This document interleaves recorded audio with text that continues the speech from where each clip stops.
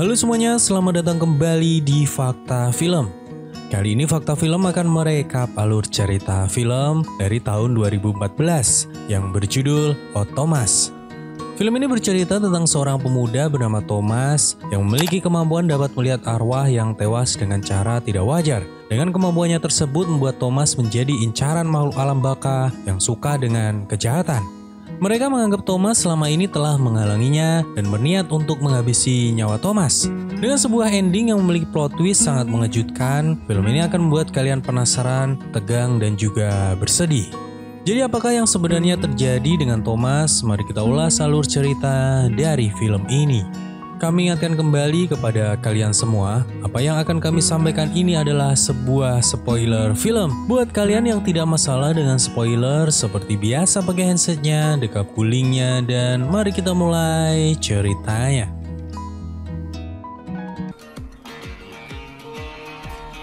Di sebuah kota bernama Pikomondo, kita diperkenalkan dengan seorang pria bernama Oh Thomas yang menjalani kehidupan secara tidak biasa. Ayahnya menuduh ibunya gila karena mempunyai suatu kemampuan hingga akhirnya dia dimasukkan ke dalam rumah sakit jiwa. Thomas yang mewarisi kemampuan sang ibu dan hanya beberapa orang saja yang mengetahuinya. Siang itu, terlihat Thomas tengah mengikuti seorang wanita bernama Penny dan ternyata kemampuan Thomas adalah bisa melihat arwah dan Penny adalah arwah yang tengah meminta pertolongan kepada Thomas untuk menangkap orang yang telah membunuhnya bernama Harlow. Thomas bisa melihat bagaimana Penny meninggal ketika Penny menyentuh tubuhnya. Dan dari penglihatan tersebutlah, Thomas tahu kalau ada bekas noda darah Penny di saku milik Harlow. Thomas sering mengalami hal seperti ini, tapi entah kenapa, dia selalu merasa bertanggung jawab dan pasti akan membantu arwah yang meminta pertolongan kepadanya. Setelah menemui Harlow dan mengatakan kalau Harlow adalah pembunuh Penny, membuat Harlow ketakutan. Dia berlari menjauh dari Thomas yang masih saja terus mengejarnya. Hingga pada akhirnya mereka berdua berkelahi di dalam rumah seorang warga. Di sini akhirnya Thomas menang dan Harlow kemudian diserahkan kepada polisi. Ternyata semua arwah tidak bisa berbicara. Thomas menenangkan Penny kalau semuanya telah berakhir, membuat Penny akhirnya bisa pergi ke akhirat dengan tenang. Kemudian ada seorang kepala polisi bernama Wade menemui Thomas. Wade yang tahu tentang semua kemampuan Thomas, lantas meminta Thomas untuk memberitahunya terlebih dahulu. Karena agar lebih efisien dalam menangkap pelaku kejahatan, sehingga tidak perlu ada keributan yang membuat Thomas terluka. Tetapi di sini Wade juga berterima kasih kepada Thomas. Di malam harinya, ketika Thomas tengah berjalan sendirian, tiba-tiba ada seseorang yang datang dari arah belakang, memegang bahu Thomas sambil berteriak meminta pertolongan. Setelah itu ada segerombolan orang berjaket merah datang sambil membawa senapan, membuat Thomas terkejut dan terbangun dari tidurnya. Thomas bekerja sebagai seorang koki di sebuah restoran. Siang itu ketika tengah sibuk-sibuknya, seorang wanita datang menemui Thomas. Dia adalah Stormy yang merupakan kasih Thomas, mengingatkan tentang janji kencan yang telah lama mereka rencanakan. Beberapa saat kemudian sosok makhluk aneh muncul di depan restoran milik Thomas. Thomas memberi nama makhluk tersebut Bodak. Di sini Thomas berpura-pura tidak bisa melihat makhluk tersebut. Karena jikalau makhluk itu tahu Thomas bisa melihatnya, makhluk tersebut akan membunuh Thomas melalui orang lain. Di sini Thomas merasa sangat heran karena sudah 1 bulan lamanya dirinya tidak pernah melihat Bodak. Apalagi Bodak yang datang kali ini jumlahnya sangat banyak sekali. Bodak tidak bisa membunuh atau menyentuh manusia. Bodak akan datang ke dunia manusia untuk memakan energi orang jahat yang akan melakukan pembunuhan massal. Dan bukan pembunuhan biasa seperti yang terjadi kepada Penny kemarin. Semakin banyak yang mendekati orang tersebut, maka akan semakin banyak pertumpahan darah. Kemudian tiba-tiba Bodak semakin banyak berdatangan menghubungi seorang pria yang datang ke restoran Thomas. Karena merasa sangat khawatir dengan apa yang akan terjadi, Thomas kemudian diam-diam mengikuti pria tersebut. Lantas di jalan tanpa sengaja Thomas bertemu dengan sahabatnya yang bernama Fai. Dia bercerita kepada Thomas tentang sebuah mimpi yang semalam dia lihat. Di sini Fai melihat dirinya dan juga seorang pria mati, dan pria mati tersebut memakai kemeja berwarna merah hitam serta ada sebuah logo bowling di kemejanya, dan itu persis seperti mimpi yang dialami oleh Thomas semalam. Fai tidak tahu tentang kemampuan Thomas, tetapi Fai yakin kalau Thomas adalah orang yang spesial. Fai kemudian bertanya kepada Thomas apakah dirinya akan mati. Mendengar hal tersebut, Thomas lantas menenangkan Fai kalau semuanya yang dia lihat itu hanyalah sebuah mimpi. Setelah meninggalkan Fai, Thomas lantas mencari pria yang tadi dia ikuti. Di jalan lain Thomas bertemu dengan arwah lain bernama Jack, seorang arwah yang suka melakukan hal-hal konyol. Firasat Thomas mengatakan kalau pria yang dia ikuti tadi sedang berada di toko ini, dan di sana Thomas kembali bertemu dengan Stormy yang bekerja sebagai manajer di sebuah toko es krim. Lalu beberapa saat kemudian, pria yang dia ikuti tadi masuk ke dalam toko tempat Stormy bekerja. Stormy yang sudah tahu dengan kemampuan Thomas, lantas membantu Thomas untuk mengecek apa yang dilakukan pria tersebut di dalam toko es krim tempatnya bekerja. Beberapa saat kemudian, pria itu keluar dengan membawa 2 buah kotak es krim di tangannya. Di sini ada yang aneh, di mana para budak yang tiba-tiba pergi meninggalkan si pria, karena asal kalian tahu saja, budak akan terus mengikuti orang jahat karena itu adalah makanannya. Karena masih merasa penasaran, Thomas pun tidak berhenti sampai di situ. Dia kemudian kembali mengikuti pria itu hingga menuju ke sebuah bangunan kosong di pinggiran kota. Setelah pria tadi pergi, Thomas pun lantas berusaha masuk ke dalam bangunan itu yang kemungkinan adalah rumah pria tadi. Sampainya di dalam rumah, Thomas melihat keadaan rumah yang sangat berantakan, dan di sana Thomas juga menemukan sebuah pintu misterius yang menghubungkan dunia bodak dengan dunia manusia. Kemudian banyak bodak yang mulai bermunculan di sana. Salah satu bodak merasa curiga kalau ada seseorang yang tengah bersembunyi di dalam rumah tersebut. Tetapi untungnya Thomas tidak berhasil ditemukan. Dia langsung menelepon Stormy dan kembali melanjutkan investigasinya terhadap pria tadi. Di sini, Thomas menemukan banyak sekali foto dan juga artikel yang berbau kematian juga pembunuhan. Setelah beberapa saat mencari informasi, akhirnya Thomas mengetahui nama pria tadi yang ternyata bernama Bob. Di sana Thomas juga menemukan sebuah kalender dengan tanggal 15 yang sudah disobek. Kemungkinan tanggal itu adalah tanggal di mana Bob akan melakukan kejahatan. Beberapa saat kemudian ada seseorang yang datang ke rumah Bob. Thomas pun segera pergi, dia membajak genteng rumah. Dan dari sana Thomas mendengar seorang pria yang berteriak meminta anjing yang ada di dalam kandang untuk diam. Setelah berhasil pergi dari rumah Bob, Thomas kemudian mendatangi Wade dan melaporkan adanya kemungkinan pembunuhan massal yang akan dilakukan oleh Bob. Lalu datanglah salah seorang bawaan Wade bernama Eccles dan juga pacarnya yang bernama Lizette.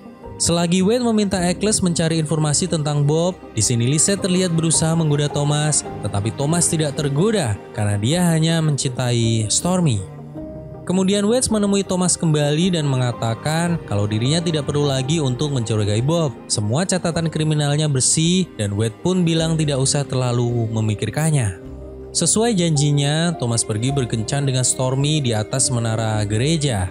Lalu tiba-tiba Bob mendatangi Thomas, membuat mereka berdua panik dan bersembunyi di dalam gereja.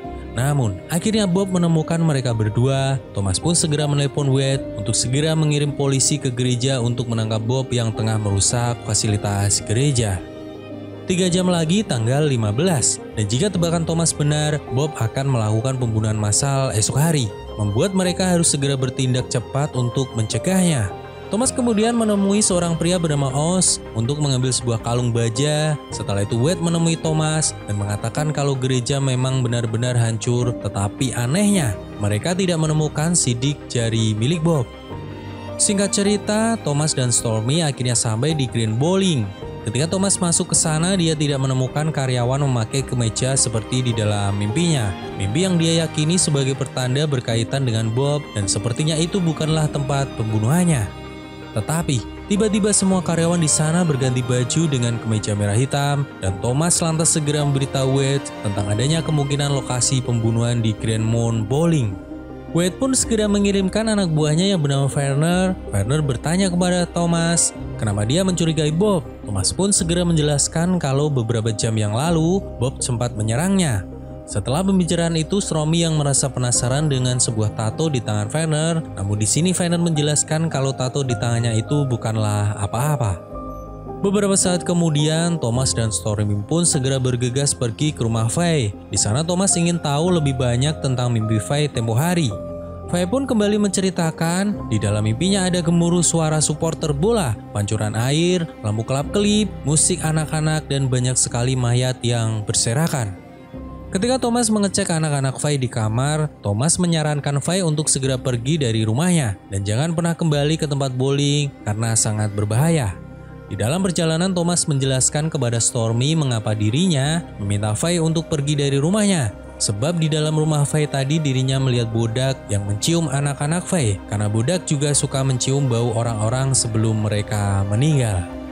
Terlihat Stormy begitu sangat ketakutan jika sampai kehilangan Thomas. Tetapi Thomas berjanji akan tetap hidup demi Stormy. Lalu mereka berdua mengikuti sebuah suara teriakan seorang wanita, di mana ternyata itu adalah suara dari Lizette yang diserang anjing-anjing dari rumah Bob. Meskipun anjing-anjing Bob telah ditembak oleh seorang pria bernama Kevin, tetapi di sini Lizette sudah terlanjur tewas karena terkena tembakan salah sasaran milik Kevin.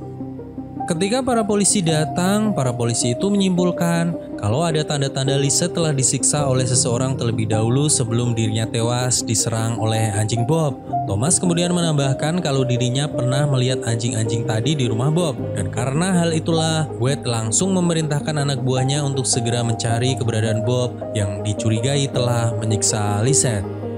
Sebelum meninggalkan tempat tersebut, Thomas mendatangi Wade dan memberikan kalung baja yang tadi dia ambil dari Oz. Di sini Thomas meminta Wade untuk selalu memakai kalung tersebut dan jangan sampai dilepas. Meski sedikit bingung, Wade pun mengiyakan permintaan Thomas tersebut.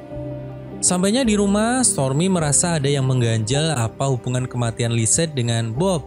Kemudian ada sebuah mobil yang datang parkir di depan rumah Stormy. Karena merasa kalau mobil itu adalah polisi anak buah Wade untuk menjaga Stormy, Thomas pun memutuskan untuk kembali melanjutkan penyelidikannya.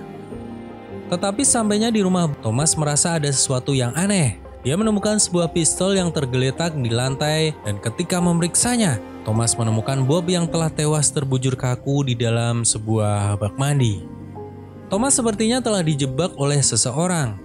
Di sini Thomas tidak mungkin menelepon polisi karena jika dia menelepon polisi, maka Thomaslah yang akan dicurigai telah membunuh Bob.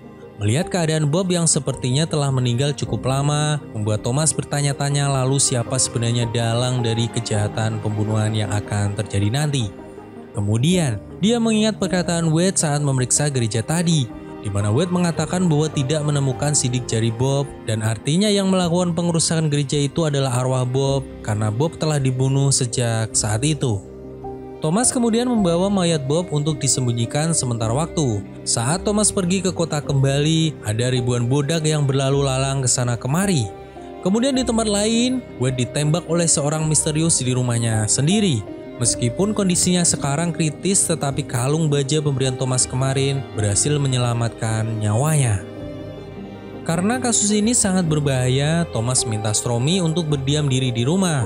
Tetapi Stormy tidak ingin diam begitu saja, dia ingin membantu Thomas, juga memastikan kalau tidak akan terjadi apa-apa kepada diri Thomas. Di saat Thomas memeriksa komputer milik Bob, ada banyak sekali artikel tentang pengeboman dan juga satanisme. Kemudian, Thomas mendengar sebuah suara aneh dari arah dapur dan ketika kulkas dibuka, Thomas menemukan tengkorak, jari-jari, dan gigi manusia banyak sekali di dalam kulkas tersebut. Kemudian tiba-tiba arwah Bob muncul di samping Thomas. Dia sepertinya marah kepada Thomas karena kelakuan Thomas yang telah menyelidikinya membuat Bob harus kehilangan nyawanya. Bob yang marah lantas berusaha untuk membunuh Thomas dengan meledakkan rumah, namun beruntungnya Thomas berhasil selamat. Dan dia kemudian segera bergegas pergi ke mayat Bob untuk memeriksa luka tembakan yang membuat Bob meninggal dunia. Saat memeriksa tubuh Bob, di luka bekas tembakan itu Thomas menemukan sebuah tato bertuliskan POD, sama seperti tato yang ada di lengan milik Werner kemarin. Di sini, Thomas akhirnya menyadari kalau arti POD adalah Prince of Darkness atau Pangeran Kegelapan, di mana mereka berdua ini ternyata adalah pemuja setan. Di sini plot twist terjadi, di mana pantas saja Werner begitu heran mendengar perkataan Thomas yang telah diserang oleh Bob, padahal Bob sudah dibunuh olehnya. Kemudian, Thomas yang memiliki firasat bahwa pembunuhan itu akan terjadi di Mall Grand Moon, tempat Stormy bekerja. Dia langsung tancap gas dengan mobilnya ke sana. Namun saat sampai Thomas merasa terkejut karena melihat mobil Werner yang telah terparkir di pinggir mall. Dengan cepat, Thomas kemudian masuk melalui basement untuk mengecek ruangan CCTV sambil membawa tongkat bisbol. Dan saat ada yang keluar, Thomas segera mengayunkan tongkat bisbolnya yang membuat Werner tewas seketika. Tetapi, ternyata orang tersebut bukanlah Werner, melainkan Eccles, salah satu anak buah dari Wade. Dari semua kejadian ini, Thomas kemudian mengambil kesimpulan kalau teman Bob ada dua. yaitu Werner dan juga Eccles. Lisette yang menemukan foto-foto aneh di mobil milik Eccles terpaksa dibunuh dengan seolah-olah membuatnya mati karena kecelakaan. Lalu Werner membunuh Bob karena dianggap telah ceroboh. Thomas akhirnya tahu bahwa selama ini Bodak telah menipunya. Ternyata Bodak sudah tahu tentang kemampuan Thomas dan dia mengalihkan perhatian Thomas kepada Bob bukan Werner ataupun Eccles agar pembunuhan yang sebenarnya tetap terjadi. Kemudian Thomas mengambil pistol Eccles yang dia pakai untuk menembak Wade dan hanya ada 4 peluru di dalamnya. Saat masuk ke dalam mall, Thomas bertemu dengan Faye. Dia langsung minta Faye untuk segera pergi meninggalkan mall tersebut. Ternyata, semua petunjuk yang ada di dalam mimpi Faye ada di dalam mall. Supporter bola dari TV, pancuran air, lampu berkedip, dan musik anak-anak yang berasal dari komedi putar. Beberapa saat kemudian, ribuan bodak muncul dan seorang pria misterius mulai menembakkan senjata api ke arah pengunjung mall dengan membabi buta. Pintu keluar pun telah terkunci, namun Thomas yang berjuang hingga akhir akhirnya berhasil menembak pria misterius tersebut meski dihalangi oleh ribuan bodak. Tembakan tadi yang juga menghancurkan tempat kerja Stormy membuatnya terlihat begitu sangat ketakutan. Kemudian arwah Lisette datang, dia berusaha untuk memanggil Thomas, mengajaknya ke suatu tempat karena sepertinya ada yang ingin dia tunjukkan. Thomas pun kemudian menyadari jika pembunuhan ini belum selesai. Dan ternyata pria penembak tadi bukanlah Werner melainkan Kevin. Kevin adalah orang yang bunuh Lisette dengan dalih kecelakaan tempo hari. Lalu arwah Lisette menunjukkan sebuah van yang ternyata berisi bom kepada Thomas. Dan dengan sigap Thomas pun segera menjauhkan mobil berisi bom tersebut dari mall, namun dihalangi Werner yang sepertinya telah dirasuki oleh bodak. Singkat cerita, setelah aksi kejar-kejaran bersama Werner, Thomas pun akhirnya berhasil menjebaknya, membuat Werner tewas bersama ledakan bom yang ada di dalam mobil masuk ke dalam selokan di bawah jembatan. Thomas yang pingsan kemudian terkejut karena saat dia terbangun sudah berada di rumah sakit. Di sana ada Stormy yang mendampinginya serta Wade yang berhasil melewati masa kritisnya. Ternyata Werner dan Eccles sudah menjadi pemuja setan sejak remaja dan mengajak Bob serta Kevin untuk melakukan pembunuhan hanya karena kesenangan. Dan menurut FBI, jika Thomas tidak mengeluarkan van itu dari mall, 500-600 orang pasti akan tewas, membuat Thomas akhirnya menjadi seorang pahlawan.